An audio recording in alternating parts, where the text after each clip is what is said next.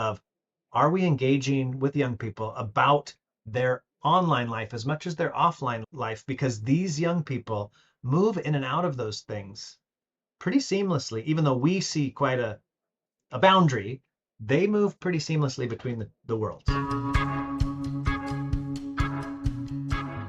Welcome to Education Vanguard. I'm delighted today to be joined by Patrick Green. Patrick has always worked at the intersection of technology and learning and life. I've known him from his days working as a technology coordinator at Singapore American School. He's authored books, presented at countless conferences about technology and education, including 21CL, digital citizenship, and more. Patrick's current work centers on empowering families with practical research-based strategies for managing screen time and digital habits. He works with schools and their communities around embedding healthy relationships with technology and will soon be publishing a book, Winning Screen Time. So as a parent of a 7-year-old and an 11-year-old, this conversation will be therapy for me as much as anything else. Welcome, Patrick, to the Education Vanguard. Thanks, Justin. It's great to be with you again, not just in person at 21CL, but here online. Great. So I just want to start off with a kind of a high level question. You've got a lot of experience both working in schools as well as now as a consultant, working with many schools, many communities. What patterns do you see around healthy tech use that show up everywhere? Yeah, what's happening everywhere is I think adults are feeling like things are a bit out of control. And I think that's important to, put a spotlight on, because one thing I want parents to feel is that you're not alone. Like, most of us who are parenting didn't have parents who had to deal with our technology. I mean, maybe an early gaming system, but certainly not phones in our pockets. And so I think something that's everywhere is that parents are feeling a little bit out of control and out of the know, um, which parents have always felt, but now it's about the technology, the screens, the phones, social media. And then I think another pattern that I see is that actually many kids are doing great. They're doing really well. And many kids are struggling. And there's a lot of kids in the middle. And I think that's something that I try to bring for people to see, is that, the one size fits all sort of solutions are really hard to apply on such a diverse group of people. And I like to highlight that there are kids doing really well, because there are, and they've got strategies. And I think if we would ask them about how they're managing, and I get great strategies, Justin. Like I, when I'm kind of on the fly talking about these things, I can say, oh, the seventh grader in this school told me about this thing she's doing because she doesn't want to spend so much time on Instagram. And it's like, there's a lot of kids that are trying to figure out how to not have this thing take up all of their time, or not have this thing make them feel bad about themselves. Now, I know when I say that, a lot of parents will be like, yeah, but my kid's really struggling. And that's where typically the conversation starts, is that, like, it's my kid, right? Yes, this person that you care so deeply about. So that's I guess maybe another pattern I'm seeing, is that parents are wanting to learn more about what they can actually do, because there is a lot of fear out there, and a lot of the headlines are fear, and a lot of the people that have their voice everywhere, they're spreading fear. And of course, I want to bring some hope. And so I think parents are really looking for, well, what can I do? Even and sometimes there's these one size fits all strategies out there that people are talking about, but there's also lots of little things you can try in your home. Yeah, and we can get into some of the conversations about the one size fits all strategies later when we talk about phone bans in schools, right? I think that's one of the ones that people will often say, well, just check that box and we're done with this now. But I totally agree with what you're saying about the sort of highly differentiated experiences, right, between kids even in one family, let alone across a community. And also that what you said about parents, that you're not alone. Just to share my own personal anecdote, because it's the start of the year, been to a bunch of, a few parent gatherings, right, at school that my kids go to, and they're doing parenting classes. And for my wife and I, it's been 11 years. So we figured, well, we might as well start to learn how to do this now. And I think that the number one thing that everyone says in those is, like, actually, the best part of this is not that what the teacher of the class is saying. It's just talking with other parents, right, about what your experiences are. And I like what you say there about even like kids talking to other kids about strategies, right? Because it is really, I mean, highly individualized, isn't it, when it comes to our engagement with these digital tools? I think one of the challenges, and this is something that we talked about as well with some of these parent meetings, is parents, especially in international schools, tend to be extremely busy people, right? They've either got high pressure jobs, they're traveling a lot of times. So how does it work if you're an extremely busy parent? How do you manage, having been an active parent with your child around their tech use? Because you can't be over their shoulder all of the time. Everyone's different, and I don't know everyone's schedule, but I would say, like, from a mindset standpoint, even when we're busy, we still talk with our young people about like how to treat other people well. We have expectations for how we're going to interact with each other, how we're going to treat our siblings or other family members. And one of the things I try to get people to think about is, am I being intentional about how often I also talk about those same things in an online realm? And that can be just one little simple mindset shift that, am I also talking about their online lives? And here's an example. So you're a busy parent who's gone sometimes, but you get home and you go to that soccer game, that football game, and you show that you are interested in your kid. But when it comes to video games or what's happening on a screen in general, we just go straight to conflict in so many families. And we might say to our kids, what are you doing online? But do it in a way where it doesn't seem accusatory or judgmental, but how did it go today when you played that video game? Who were you playing with? Simply asking questions about our kids' online lives, just like we would say, how was the soccer game? Did you win or lose, right? How did you feel about your play? Were there any teammates that, stood out to you as being a great teammate? And I know I kind of went down the video game path there, but I think it's a great example of how we, even when we're busy, we still sort of engage with our children about offline things. And these young people need us to do both, because when it comes to sort of the drama that you read about in the viral headlines about whatever just happened to this kid or what, it tends to have involved social media, technology, cameras on phones, typically. Um, but are we finding time to talk with our kids about those things? I know your question was kind of going down a different path, like, because we could talk about that too. Like, we could talk about our boundaries and rules, and we can also use some digital tools to help enforce those. That is a strategy as well. But I think even a step before that is like, how much are we just talking with kids about these things, and also the why? Like, we play football because it's fun, but we also play because we know it's important for young people to move their bodies. Well, a kid might also be playing a video game because it's fun, and why else? But we as adults often don't go down that path of, oh, you're practicing some leadership skills, or you're hanging out with your friends here in the lounge of whatever game it is, right? So without wanting, I hope I didn't scare everyone away now from the podcast that I went right to sort of video games are okay, but some video games are, and some video games actually offer students, young people, opportunities to demonstrate their skill, show their creativity, all of these things that we value. And so I would say, just, it's really important, if that one concept of, are we engaging with young people about their online life as much as their offline life? Because these young people move in and out of those things pretty seamlessly. Even though we see quite a boundary, they move pretty seamlessly between the worlds. Really resonate with that. I think the concept that it's not a black or white thing, that we shouldn't just, if we're asking them about their screen time, not doing it in an accusatory way, but doing it in a way which is interested in what they're doing, right?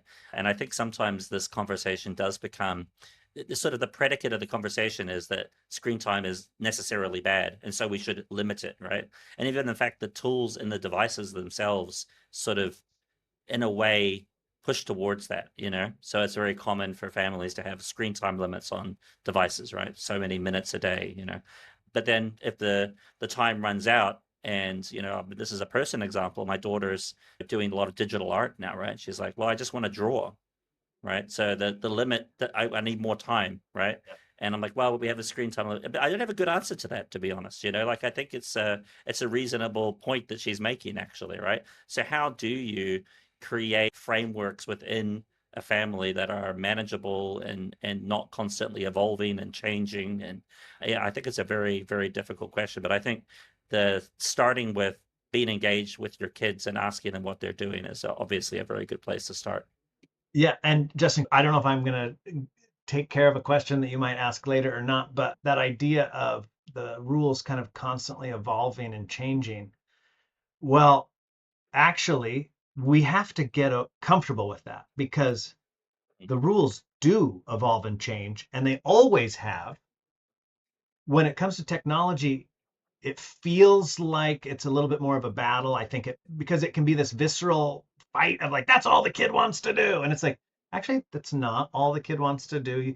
You didn't see them walking through the hallway having a great time talking with their buddies today when they were at school. But when they came home and they were not with their buddies, they did just want to get on that device, right? But this idea that the rules are going to flex. Well, they are.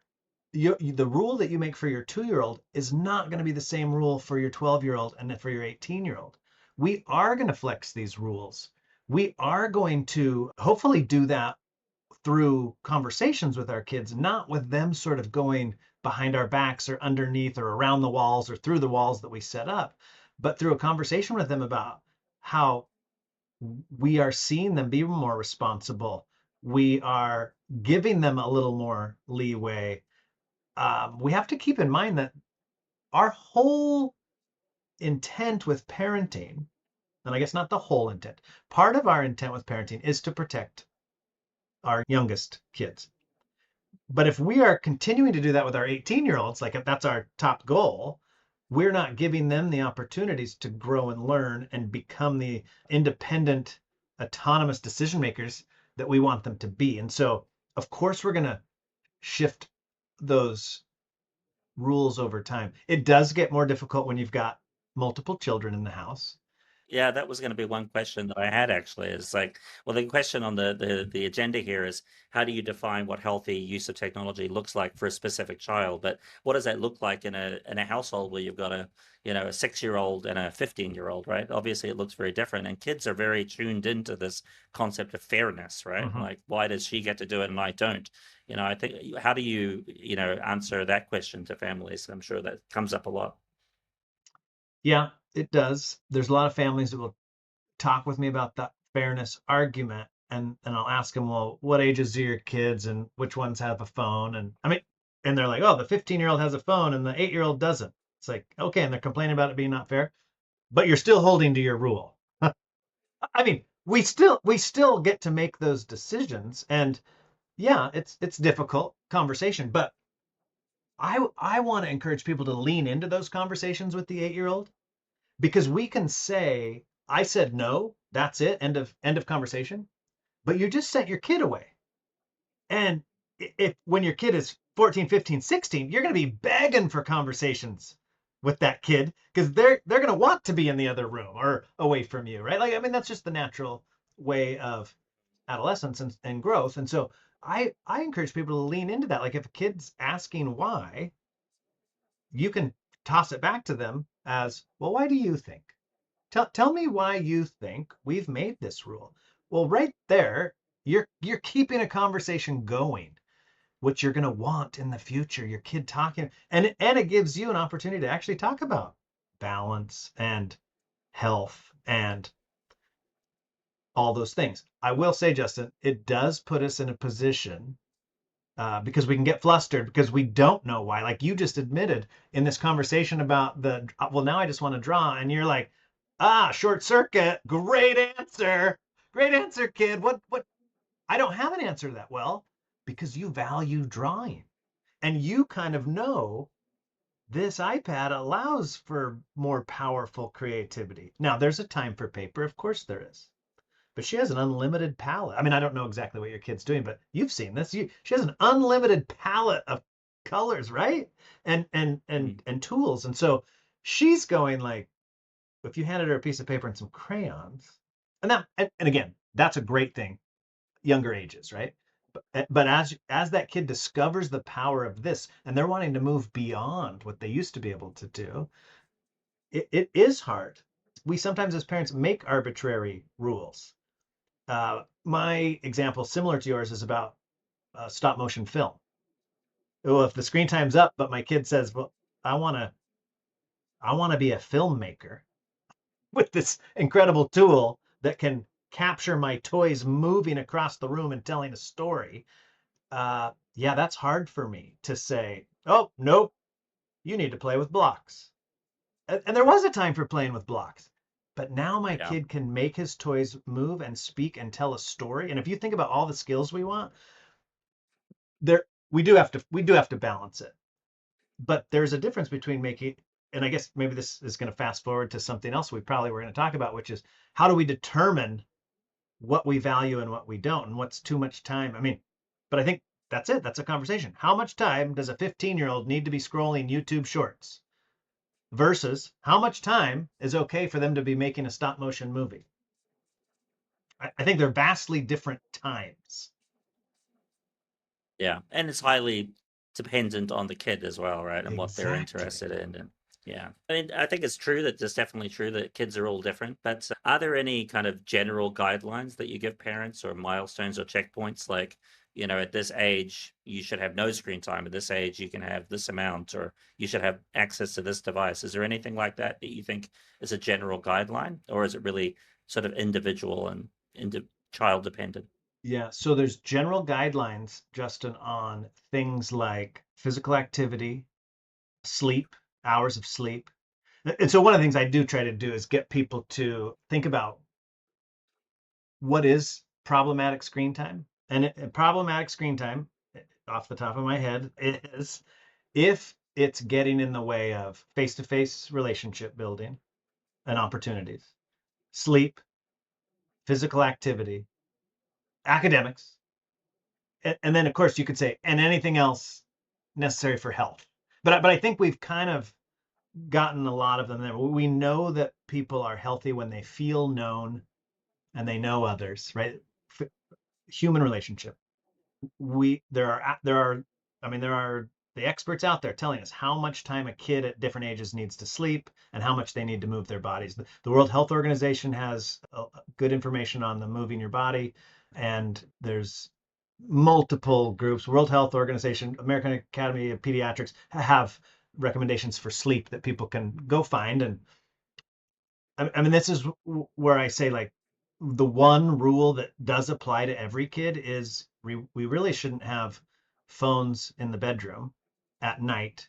They should be plugged in somewhere else. When it's time to be off a screen, they should be plugged in somewhere else so they're not tempting and we're not accessing them in the night and getting our brains going in another direction and losing that valuable sleep. And the truth is, Justin, that's probably, well, it is true for all of us. You and I are healthier people tomorrow if we sleep well tonight. So if we're on our screens in the middle of the night because we are people who just we wake up, we roll over and we just, well, I'll just check that message.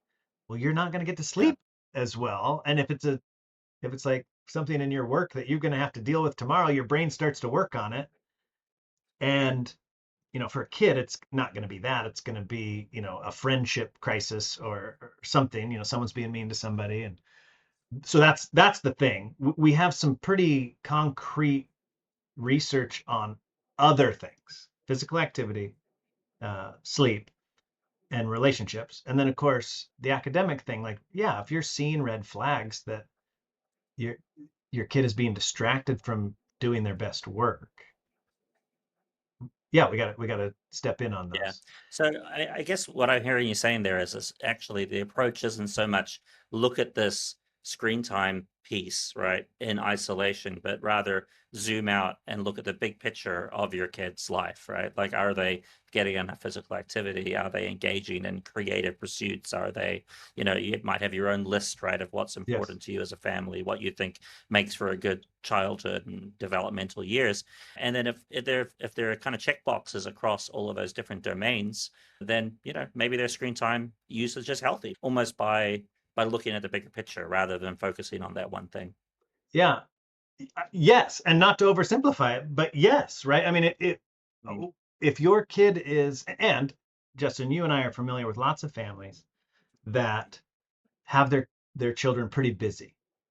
And if you, another way I have parents, Guilty, yeah, guilty on that one. Yeah. okay. Another thing I have parents do is sort of look at, I actually have them take a calendar of every hour in the day, and I think I broke it down by half hour, and like fill in a kid's schedule. And then I help people to see like where do we not need to worry? Like what so one thing you're doing is you're zooming in on, oh, these are the 3 hours a day where I really I'm gonna be concerned and care about my kid's screen time. Because I'll say most of these schools that we're sending our kids to are doing a great job being intentional about when and how they're using technology. And I'm gonna defer to them on how those 8 hours are being used. When is a good time to do group work? When is a good time to do individual work on paper? When is a good time to do individual work in a web browser or on a Google Doc or whatever? But where can I as a family really focus and see? And the thing is, like a lot of these kids, they're doing well in school. They've got a friend group that appreciates them for who they are. They're, playing the violin, they're doing a sport, and it's like, how many hours extra are there in a day? Let's say two or three. And if once you do like, and our family has dinner together or whatever, and there are different ages at which, I think for an 18-year-old, we're probably going to all be like, yeah, they get to determine how they want to use those 3 hours.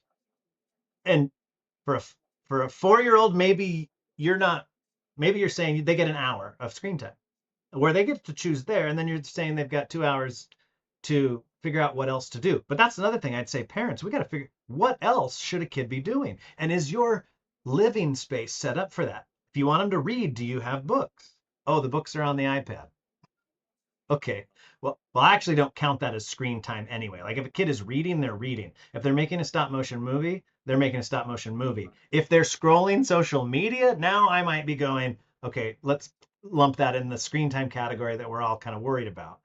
But actually, is it okay? Isn't there an age at which it's okay to scroll social media for a half hour? I mean, I don't want to scroll social media for an hour a day, but that's me. Someone else might be quite fine with that, but they'd feel bad about how they spent their day if they did 3 hours. But I don't want to do more than an hour of sort of checking in on other people. Now, but do some of us stop and read an article because we were over social media is actually LinkedIn. And so now we're reading an article. And I guess what I'm getting to is we also have to talk about what is the activity that we're doing on screens. We Yeah. can't lump it together as a screen time. The tools on our devices are really helpful at measuring all that and adding it up for us. But if I see that I Yeah. was in the Chrome browser for 8 hours today, I'm going to go like, yeah, I was doing work. I'm in it right now with you. Yeah, yeah. I mean, yeah, exactly. The sort of top line numbers that the tools themselves provide are not always very helpful, actually, at understanding use. I think, and the nuances behind what you're doing, on the device. But I think that is, I kind of want to pivot to another aspect of that I know is top of mind for a lot of parents, and that's the question of not so much how much time you're spending on the device, but what are you doing on the device? Right, and around content, right, maybe particularly, right, because a kid could be sitting there for 30 minutes doing one thing, but if they're looking at the content which is not appropriate for them at that time. So how do parents manage that aspect of things? I mean, what's your position on the kind of filtering, the guardrails, all of those sorts of things that parents can put in place at home? In schools, it's generally there is some sort of content filtering at the school level, but at home typically there isn't, or it's hard. Parents have to make the deliberate decision to do that. So how do you suggest parents tackle that piece? Yeah, well, it is our duty when our kids are the youngest kids we're talking about here. We do need to protect them from things they don't know exist in the world, right? We don't want mature content because they're not mature. And so we do need to filter. And in fact, you want to filter at your router as the internet comes into the house. And in most places that I've been working in schools and talking with parents, you know, we've got a similar system. You can even ask, some places you can even ask the internet service providers to filter at before it gets to your house, right? Like what comes into your house is filtered. And then you need to filter. But I also talk with people about, but you've got to be a little more intentional about this. How many devices does your kid have access to in your house? So do they have access to a smart TV? And in my house, they have access to the smart TV plus the Fire Stick I've got plugged in and the Google whatever that there's multiple smart devices in the house. Just there's three right there at the TV that all need filters turned on. The Xbox, the PlayStation. Do you hand your child your phone? If you're handing your child your phone and you're not filtering your own phone for mature content, it's a misspelled word away from getting to something that they don't want. So we want to filter at the device level. Then we want to filter at the level of child accounts. So if you share a smart TV or you share a laptop, we have adult accounts where you do your interacting with things, and we create, age appropriate accounts where we can use the parental controls built in. We absolutely need to do that. Now, when a kid gets to sort of middle school age, they're going to find out that those things exist because they're going to run into the wall, right? They're going to either through talking with friends, and they're not going to know. By the way, going back to the younger kids, I think we need to curate content as well. I think it's just really bad practice to say, here's all the videos in the world. I've set it to only allow you to see things and then trust that like I want to put the exact thing in front of a kid, just like we would do with books or previously with media. We would rent the thing we wanted, or we would buy, right? That this is the video that my kid could watch. We would pick it for them. And in Common Sense Media, yes, we have way more choices now, but we have way more tools as well. Common Sense Media is one of the places that does a really good job of helping parents to find age appropriate stuff that's sort of worthwhile. And so then there's that. Are you spending time finding out what's worthwhile, what matches your family values? And this, like going back to a previous question, Justin, this is a lot of work. But once you find that, and there's actually research out there on some of these kids shows that and I can link to that if you want. Like there was a study where certain shows that were professionally produced that had positive messages, and the other thing all of these shows had was they had sort of a recognizable character that the kids could sort of get to know and develop an understanding of who that person is, and or if it's a puppet or whatever. Anyway, so we want to spend time even curating content. Now, the far end of the spectrum, as your kid is leaving the house, you're no longer curating their content and you're no longer filtering anything. So at some point along the way, you needed to bring up, hey, we're gonna have filters on in this house. Like you got to talk about that with your middle school kid, or you are believing that you're still keeping them from everything, and they're believing that you think you're keeping them from everything, and so they Yeah. might go figure out their own thing and not tell Yeah, I you. mean, there's no technology fix to this. I think that's the point here, right? It's Yeah, you have to also have a relationship with your kid where if and when, because it will be when, not if, yeah, they encounter something that they're confused by or that scares them or they have questions about, they need to feel comfortable asking you about it, you know? I mean, just from my own experience, even the Kindle can be a device where kids can stumble on stuff that they're not ready for, and you'd think, oh, Kindle is for reading, but Amazon's got a lot of stuff. There's a lot of yeah. content on Amazon, and not all of it is for little kids. So you can't control everything, and you should try and control what you can and create some guardrails. But at the end of the day, the best guardrail is really your relationship with your kid, and helping them navigate these situations when, if and when, not if, but when they do occur. Can I steal that? The best guardrail is your relationship with your kid. I mean, that's really Yeah. well said, Justin. And I believe that to be true because Mm. one of the things I talk with parents about is, yeah, we want to, with our youngest kids, we control, but in the end, we're aiming not for control, but for influence. And so we slowly turn off the control part. But if we're talking, if we're having a relationship, if we're explaining, here's why we are filtering adult content out of the home. Once a kid is of the age where they can understand what there is adult content, and you have conversations about why your hope for them is that they don't choose to, spend a bunch of time there, is is a way for you to talk about your family values and your hopes and dreams for who they'll be and decisions they'll make. And if we can have those conversations, that's the voice they'll hear later on when they're making those decisions on Hmm. their own. They're not going to remember the the parent control you turned on and now no longer exists. Yeah. Yeah, I mean, I just think it's just so much, like you said, it's hard. This is hard work, right? It's parents of like my parents didn't have to deal with this, like TV was three channels and kids content was very curated at Right. the kind of level of the television networks. And TV stopped at a certain time, there wasn't like the YouTube on the smart TV, which, parents have to contend with now. And I totally agree with what you're saying, it's, you have to help curate for the kids, but I mean, I'll just tell you from my own experience, that's very challenging because, Mhm. I mean, you can suggest, oh, look at all this great content on Disney Plus or whatever. But, if your son just wants to watch Minecraft videos, you know, it's hard. He really loves it, and the only way really around that is to have a conversation with him about it.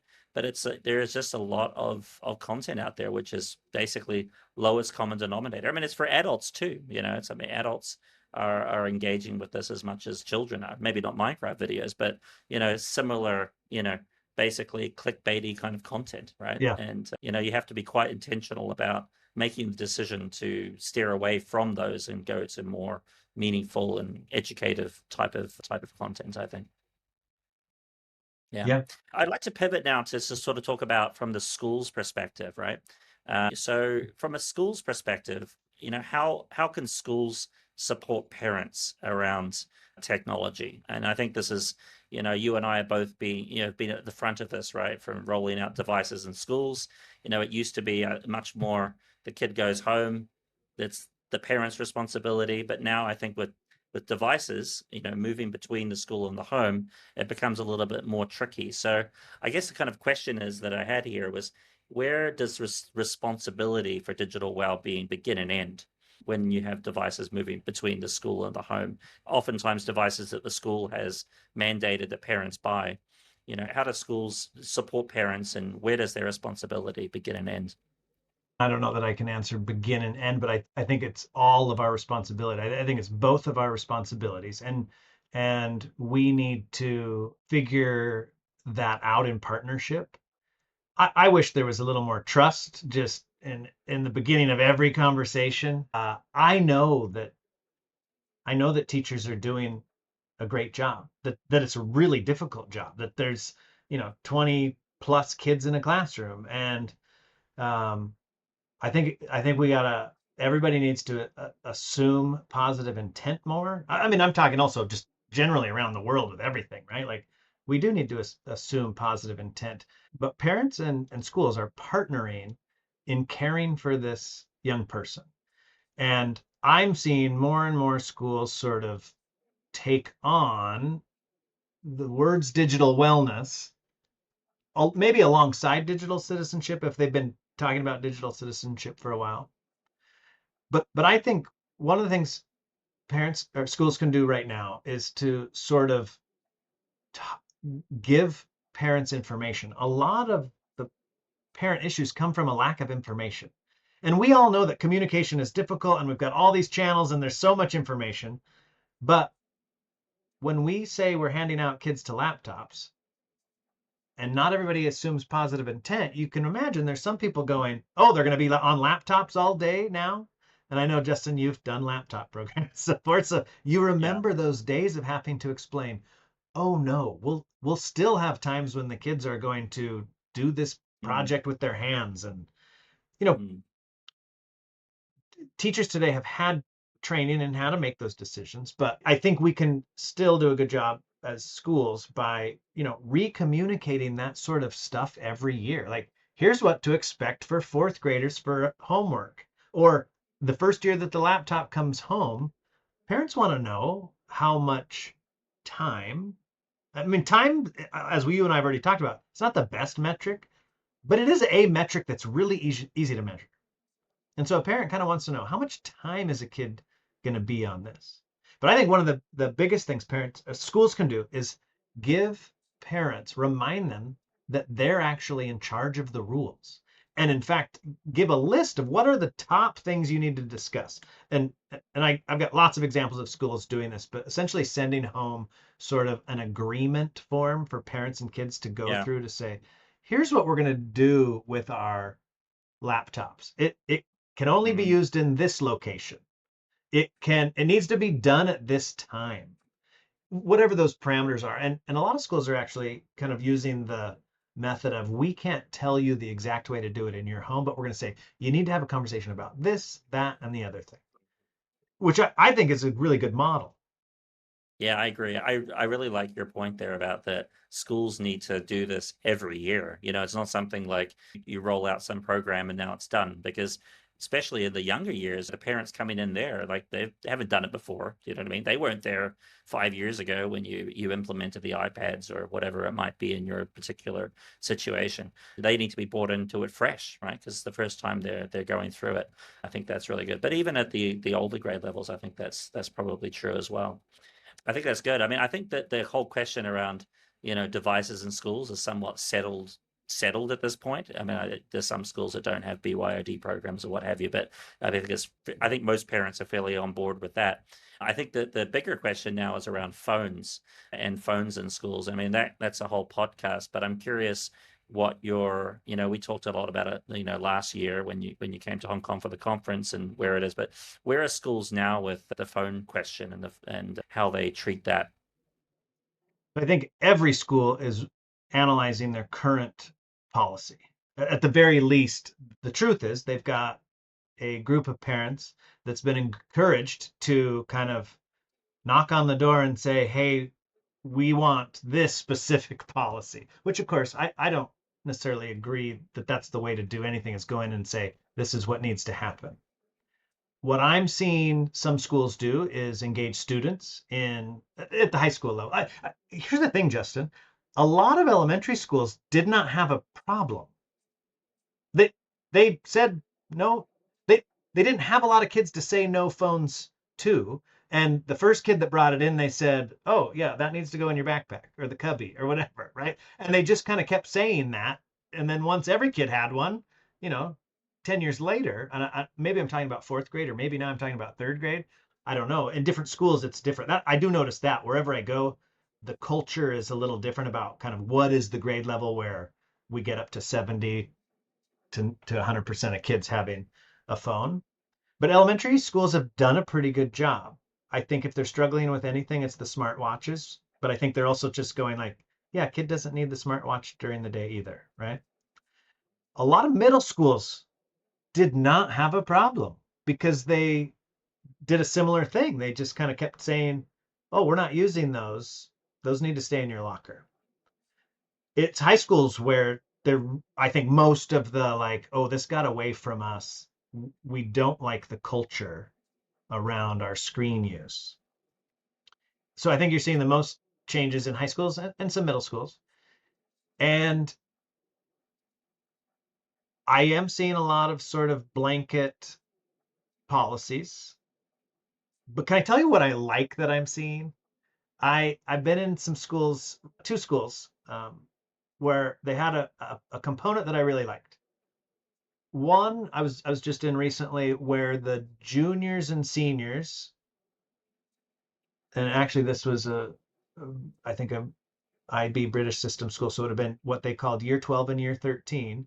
Those students were allowed to have their phones in a certain sort of space that was just reserved for those grade levels. And they could use them in there during the day. And then, but when they were out in the rest of the school, they followed what was the policy for the rest of the kids, which was we shouldn't see your phones. They should be away. And what I appreciated about that was they essentially had higher expectations for those kids, that they could use them responsibly in a certain place. And by the way, Justin, also irresponsibly, because we're not controlling what a year 12 or 13 kid can think or do. And to think that we want to control every minute of their 8 hours with us, I do think is, that's a tough. That's a tough thing to do with that sort of age level. So they were giving these kids a little more responsibility and expecting them to follow the expectations once they were out with the rest of the community, sort of be model citizens. And in I was there at that school for 3 days. I saw one phone the entire time, and yet two grade levels were sort of allowed to have them. So I thought that was interesting that they were modeling sort of the same rule for our second graders isn't going to be the same for our seniors. And then the other school I actually it went they worked really closely with the students to come up with what should the policy be. And they're willing to say this is might be a multi-year thing. We're going to keep testing and trying. We're not just going to make a top-down decision right now. And I think they have a little more buy-in at that school. And what I think that school, what they agreed on was they could have them in the hallways. So it wasn't a blanket ban, but they were going to put them in cubbies in the back of the classroom. And they actually wanted every teacher to enforce it so that it actually could become part of the culture. I actually just talked with another school here stateside, a middle school, where the kids are allowed to have the phones on them, like in backpacks or whatever. They're expected to be away. And at lunch, all of the phones go into a basket in the center of the cafeteria table as sort of training people up. When we sit down to lunch, this is a relational thing as well as, feeding our bodies. We're also, having conversation with people. And so we put our phones here. And of course, you see lots of young people out and about nowadays. They do that phone stack in the middle of the table, and apparently whoever touches their phone first has to pay the bill. They're not doing that in this middle school, but they're kind of training kids up on we're practicing. We're not grabbing your phone and taking it away from you. We're having you set it here, so you're practicing saying, I've got some boundaries, I've got some self-control. So I see a lot of things when it comes to this. I'm also seeing people, put the phones in the pouch as you enter the school. And I would say for some school cultures, that's probably the right plan. And for some school cultures, these other sort of approaches are probably the right plan, or at least they're a step towards what it needs to be, because I also get to talk with kids, and that's one of the things I ask. What are some of the pain points with the phone policy? And of course, we need to be doing that. We need to be asking them, how's this not working? And of course, they're going to come up with some really interesting things that we as adults might not have seen, and it would give us insight to sort of their lives, but also like, yeah, I mean, I was in one school where the kids were just telling me how inauthentic it is. Like even they have a rotating schedule, and it's something you actually can't capture in your brain. And so you have to look at your schedule where I'm going next every day. And they're like, that means we have to go out into the hallway. We're headed to where we're going. We don't actually can't remember which class, so we have to get into our backpacks, open up our laptops. We're holding that and they explain that just how silly it is. Where they used to just reach into their phone, pull out their phone.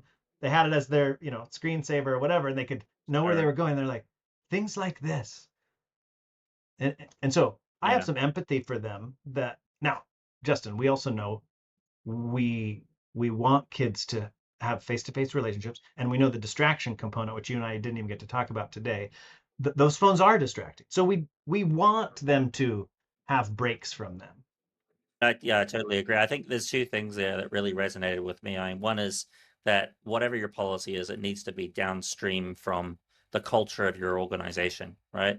And I think that example you gave is a really good one, right? Where that fits in with that sort of, particularly in British schools, they do have that concept of the upper forms, are leaders in the school, and so they get some freedoms, but also more responsibilities. That really makes a lot of sense.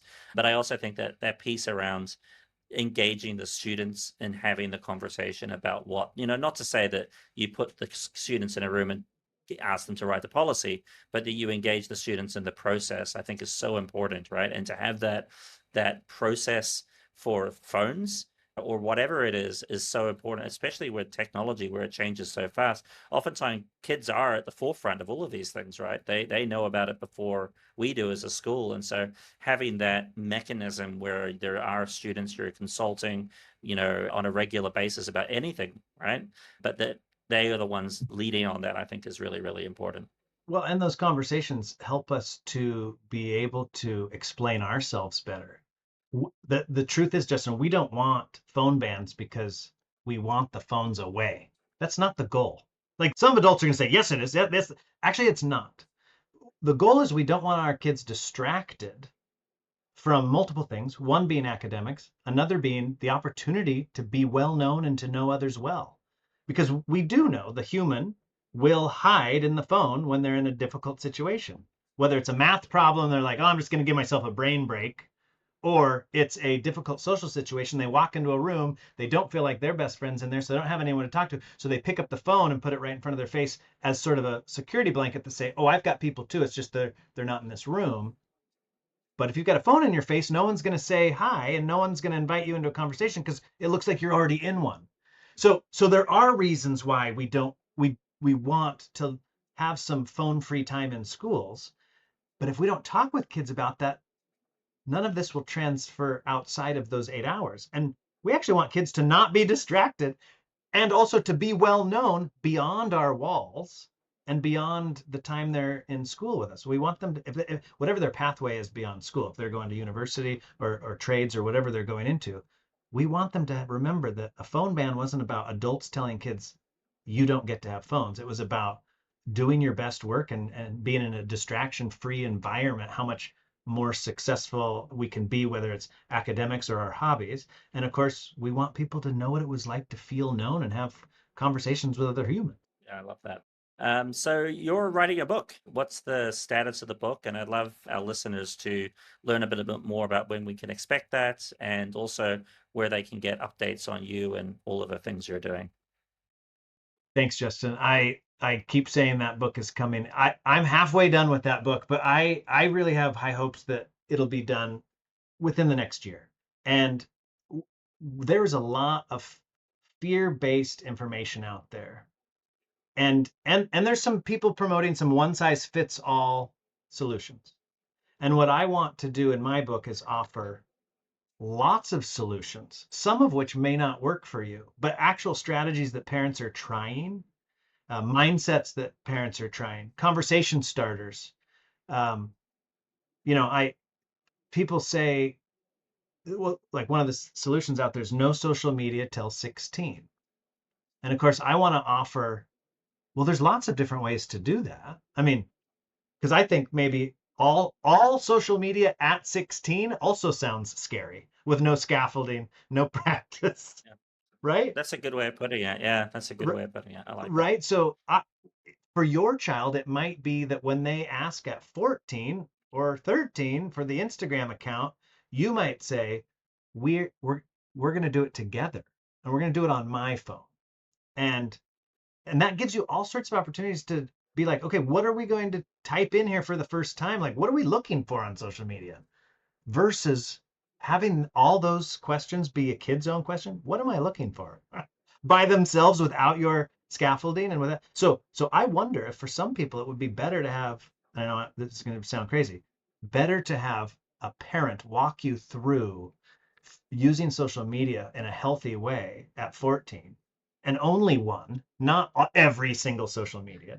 And and you scaffold it and you have conversations and you mentor and coach your child while maintaining a trusting relationship. That could work for some families. And so what this book is going to be is more than a few options, things that might have worked in your family or my family at different ages, because they won't necessarily all apply to every other family and every other kid at every other age. And so I want to give that work to the world, because the one of the best parts of the work I get to do is I get to learn so many strategies that are actually working for families. And I already mentioned this, that I get to talk to young people who also have strategies for themselves. And I want to share those back with the world, because I think if that one size fits all strategy didn't work for you, where are you to go? Well, you can go to all the other parents in the world who are trying different things, because we're all struggling through this. So that's the book. It's going to be called Winning Screen Time, because everyone now see all the messages I see out there that we're losing. And so I want to talk about, we're winning. We can win. Kids can win, and we can win, and we can do this together. That's great. I'm very much looking forward to that and engaging with that and reading it with my elder daughter. I think it would be a great thing. And I want to just wrap up with one question because I've almost an hour here. And that's, what is one small step families can take today that might have an outsized impact over time? Just a small question. Yeah, just a small one. I really do think it is finding ways to make conversations about our online lives a little more prevalent in our households, because it allows us to coach and mentor and guide and model even. And in fact, I'll give you a smaller, because that was a huge question. I'm going to go real small. Here's something you could try. What if you started speaking your action when you're on your phone, when your kid walks through the room and you're already on your phone? What if you said what you were doing? Starting to model that what's on our screens doesn't have to be hidden from each other. Yeah, our screens are personal, but your kid's walking through the room and you could say, "Oh, I was just texting your mother about picking up something else at the grocery store." You're modeling, don't judge me for what I'm doing. I'm not going to judge you just because I can't see your phone. You're modeling, I use my phone for what?